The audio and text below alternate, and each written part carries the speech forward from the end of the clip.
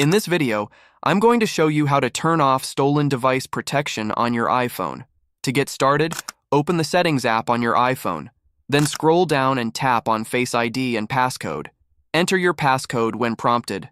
Once you're in, scroll down until you see Stolen Device Protection and tap on it. Now, to turn it off, just toggle off Stolen Device Protection. There's one important thing to note.